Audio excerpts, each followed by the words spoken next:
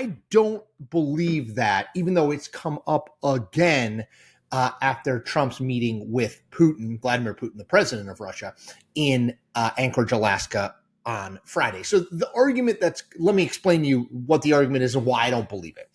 The argument as it relates to the Alaska summit is this. Trump went in insisting that there had to be a ceasefire between Russia and Ukraine.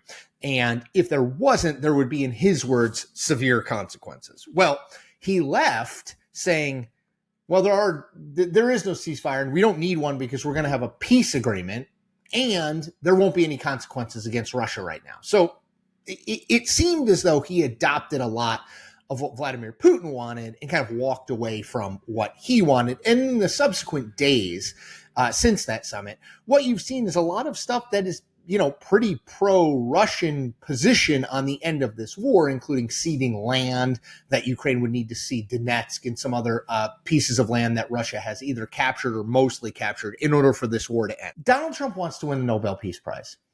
He wants to win the Nobel Peace Prize because Barack Obama has one, and because it's a external recognition that he is sort of a great man of history. He and his White House have been talking about this for months now. Carolyn Leavitt, the White House press secretary, keeps saying how Donald Trump has ended 6 wars in 6 months. Trump has said that himself.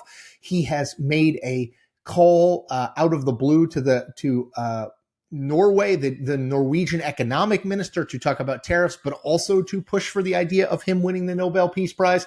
It's not complicated. He is a man who craves external recognition, and he badly wants this. How does that factor into Russia and Ukraine?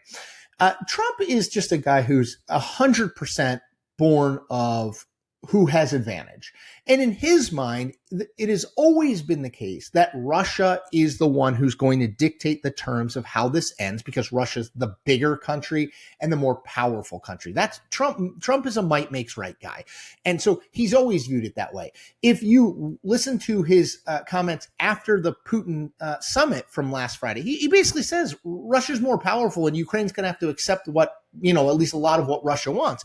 That's why I think he is seen as so pro-Russian in the wake of this summit, because he wants a deal, and he views the way to a deal as Russia says what they want and he sells it to Ukraine because Ukraine has no choice.